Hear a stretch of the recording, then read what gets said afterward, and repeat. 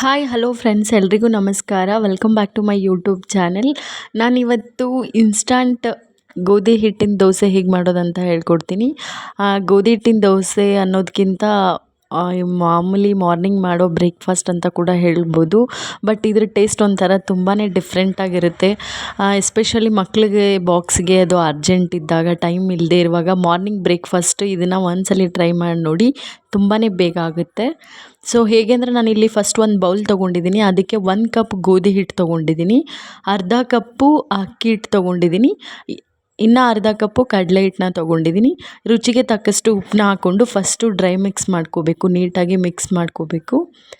Mix ಮಾಡ್ಕೊಂಡ ನಂತರ ಇದಕ್ಕೆ ಸ್ವಲ್ಪನೇ ನೀರು ಹಾಕ್ಕೊಂಡು ದೋಸೆ ಹಿಟ್ಟಿನ ಕನ್ಸಿಸ್ಟೆನ್ಸಿಯಲ್ಲಿ ಮಿಕ್ಸ್ ಮಾಡ್ಕೋಬೇಕು.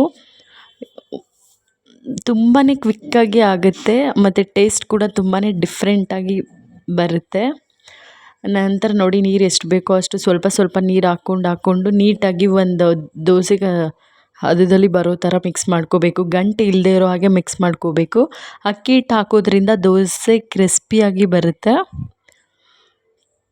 ತುಂಬ ಕ್ರಿಸ್ಪಿಯಾಗಿ, ತುಂಬಾ ಸಾಫ್ಟಾಗಿ, ಮೆತ್ತಗೆ ಮೃದುವಾಗಿ ಬರುತ್ತೆ. ಸೊ ನಾನಿಲ್ಲಿ ಅದು ನೆನೀತಾ ಇರಲಿ, ಸೈಡಲ್ಲಿ ಒಂದು ಬಾಣಲಿ ಇಟ್ಕೊಂಡು ಎಣ್ಣೆ ಹಾಕ್ಕೊಂಡು, ಎಣ್ಣೆ ಕಾದ ನಂತರ ಸ್ವಲ್ಪ ಜೀರಿಗೆ, ಸಾಸಿವೆ, ಸ್ವಲ್ಪ ಅರಿಶಿನ, ಒಂದು ಅರ್ಧ ಟೇಬಲ್ ಸ್ಪೂನು ಕಡಲೆಬೇಳೆ ಹಾಕ್ಕೊಂಡಿದ್ದೀನಿ. ನಂತರ ಇದಕ್ಕೆ ಕಟ್ ಮಾಡಿ ಇಟ್ಕೊಂಡಿರೋಂತಹ ಈರುಳ್ಳಿನ ಆ್ಯಡ್ ಮಾಡ್ಕೋತಾ ಇದ್ದೀನಿ. ಒಂದು ಈರುಳ್ಳಿನ ಹಚ್ಚಿಟ್ಕೊಂಡಿದ್ದೀನಿ.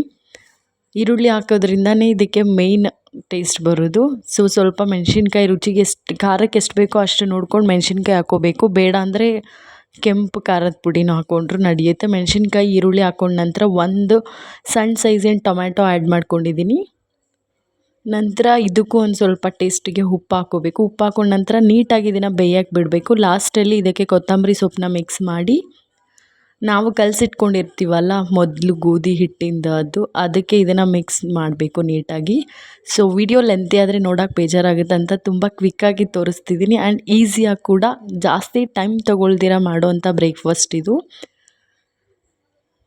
ನಾನು ಟ್ರೈ ಮಾಡಿ ನೋಡಿರೋ ಪ್ರಕಾರ ತುಂಬಾ ಚೆನ್ನಾಗಿ ಬರುತ್ತೆ. ಸೊ ವಿಡಿಯೋ ನೋಡ್ತಿದ್ದೀರಲ್ಲ, ನಿಮಗೂ ಗೊತ್ತಾಗುತ್ತೆ ದೋಸೆ ಕೂಡ ಹೇಗೆ ಬರುತ್ತೆ ಅಂತ. ಇದು ನಾವು ಸೆಟ್ ದೋಸೆ ಟೈಪಲ್ಲಿ ದಪ್ಪಕ್ಕೆ ದೋಸೆ ಹಾಕ್ಕೋಬೇಕು, ಅಂದರೆ ಟೇಸ್ಟ್ ಚೆನ್ನಾಗಿರುತ್ತೆ. ತೆಳ್ಳಗೆ ಹಾಕೋಕ್ಕೆ ಹೋದರೆ ಅಷ್ಟು ಸರಿನೂ ಬರೋದಿಲ್ಲ, ದಪ್ಪಕ್ಕಿದ್ರೇ ಚೆನ್ನಾಗಿ ಬರುತ್ತೆ. ಸಣ್ಣ ಸೈಜಲ್ಲಾದರೂ ಹಾಕ್ಕೋಬೋದು, ಇಲ್ಲ ದೊಡ್ಡ ಸೈಜಲ್ಲಿ ಸೆಟ್ ದೋಸೆ ಟೈಪ್ ಹಾಕ್ಕೊಂಡ್ರು ಹಾಕ್ಕೋಬೋದು. ಇಷ್ಟಪಡೋರು ಇದಕ್ಕೆ ಕ್ಯಾರೆಟ್ ತುರಿ, ಬೀಟ್ರೂಟ್ ತುರಿ ಹಾಕ್ಕೊಂಡ್ರೂ ಹೆಲ್ತಿಗೂ ಒಳ್ಳೆಯದು. ಸೊ ಮಕ್ಳಿಗೆ ಕೂಡ ಕೊಡೋದ್ರಿಂದ ಕ್ಯಾರೆಟ್ ಎಲ್ಲ ಮಿಕ್ಸ್ ಆಗಿರುತ್ತೆ. ಸೊ ಕ್ಯಾರೆಟ್ ಇಲ್ಲದಿರೋ ಕಾರಣ ನಾನು ಹಾಗೆ ಮಾಡಿದ್ದೀನಿ. ನೆಕ್ಸ್ಟ್ ಟೈಮ್ ಮೇ ಬಿ ಮಾಡಿದ್ರೆ ಇದಕ್ಕೆ ಕ್ಯಾರೆಟ್ ತುರಿನ ಮಿಕ್ಸ್ ಮಾಡಿಕೊಂಡು ಒಂದ್ಸಲ ಟ್ರೈ ಮಾಡ್ತೀನಿ, ಅದು ಟೇಸ್ಟ್ ಚೆನ್ನಾಗಿ ಬರುತ್ತೆ. ನೋಡಿ ದೋಸೆ ಹೇಗೆ ಬರ್ತಿದೆ ಗೊತ್ತಾಗ್ತಿದೆಯಲ್ಲ. ಸೊ ಎಕ್ಸಾಂಪಲ್ಗೆ ನಾನು ಇನ್ನೂ ಒಂದು 2-3 ದೋಸೆ ಹಾಕಿಬಿಟ್ಟು ತೋರಿಸ್ತೀನಿ, ನಿಮಗೂ ಗೊತ್ತಾಗುತ್ತೆ. ಒಂಚೂರು ಎಲ್ಲೂ ದೋಸೆ ಅಂಟ್ಕೊಳ್ಳೋದಿಲ್ಲ, ನೀಟಾಗಿ ಬರುತ್ತೆ. ಅಕ್ಕಿ ಹಿಟ್ಟು ಹಾಕೋದ್ರಿಂದ ಇದಕ್ಕೆ ದೋಸೆನೂ ಎದ್ದೊಳುತ್ತೆ, ಮತ್ತು ಕಡಲೆ ಹಿಟ್ಟೆಲ್ಲ ಮಿಕ್ಸ್ ಮಾಡಿರೋದ್ರಿಂದ ದೋಸೆ ಎಲ್ಲೂ ಅಂಟ್ಕೊಳ್ಳೋ ಚಾನ್ಸಸ್ ಇರೋದಿಲ್ಲ. ಆಮೇಲೆ ಕಡಲೆ ಹಿಟ್ಟು, ಅಕ್ಕಿ ಹಿಟ್ಟು, ಗೋಧಿ ಹಿಟ್ಟು 3 ಹಿಟ್ಟು ಮಿಕ್ಸ್ ಮಾಡಿರೋದ್ರಿಂದ ಟೇಸ್ಟು ಕೂಡ ಒಂಥರ ಸ್ಪೆಷಲಾಗಿ ಇರುತ್ತೆ. ನಾರ್ಮಲ್ ದೋಸೆ ಟೈಪ್ ಇರೋದಿಲ್ಲ. ಗೋಧಿ ಹಿಟ್ಟಿನ ಚಪಾತಿ, ಪೂರಿ ಇದೆಲ್ಲ ತಿಂದಿರೋರಿಗೆ ಇದೊಂಥರ ಡಿಫ್ರೆಂಟ್ ರೆಸಿಪಿ ಅಂತಲೂ ಹೇಳ್ಬೋದು. ಮಾರ್ನಿಂಗ್ ಕೂಡ ದಿಢೀರ್ ಅಂತಲೂ ಮಾಡ್ಬೋದು. ಬಾಕ್ಸ್ಗೆ, ಬ್ರೇಕ್ಫಾಸ್ಟ್ಗೆ ಎಲ್ಲದಕ್ಕೂ ಆಗುತ್ತೆ. ಇದಕ್ಕೆ ನಾವು ಸೈಡ್ ಡಿಶ್ ಬೇಕಾದರೆ ಚಟ್ನಿ ಕೂಡ ಮಾಡ್ಕೋಬೋದು, ಇಲ್ಲ ಮೊಸರಲ್ಲಿ ತಿಂದರೂ ಟೇಸ್ಟ್ ತುಂಬಾ ಚೆನ್ನಾಗಿರುತ್ತೆ. ಮೊಸರಿಲ್ಲ ಅಂದರೂ ಪರವಾಗಿಲ್ಲ, ಹಂಗೆ ಎಲ್ಲ ನಾವು ಒಗ್ಗರಣೆ ಕೊಟ್ಟು ಮಾಡಿರೋದ್ರಿಂದ ಎಲ್ಲ ಹಂಗೆ ಬರೀ ಇದನ್ನೇ ತಿಂದ್ರೂ ಚೆನ್ನಾಗಿರುತ್ತೆ, ಬರೀ ದೋಸೆನೇ ತಿಂದ್ರೂ.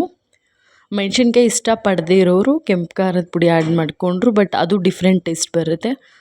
ಒಂದ್ಸಲ ದೋಸೆ ಟ್ರೈ ಮಾಡಿ ಅಂತ ಹೇಳ್ತೀನಿ.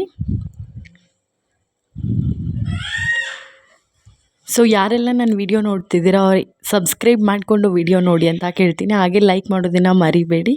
Please share, like and subscribe. I hope ಈ ವಿಡಿಯೋ ನಿಮ್ಗೆ ಇಷ್ಟ ಆಗಿದೆ ಅಂತ ಭಾವಿಸ್ತಾ, ಮತ್ತೆ ನಾನು ಹೊಸ ವಿಡಿಯೋ ಜೊತೆ ಸಿಗ್ತೀನಿ. ಅಲ್ಲಿವರೆಗೂ stay tune. Bye. Thank you for watching. ಹಾಗೆ ಈ ರೆಸಿಪಿ ಟ್ರೈ ಮಾಡಿದರೆ ಹೇಗೆ ಬಂತು ಅಂತ ನನಗೆ ಕಮೆಂಟ್ ಮಾಡೋದನ್ನು ಮರಿಬೇಡಿ.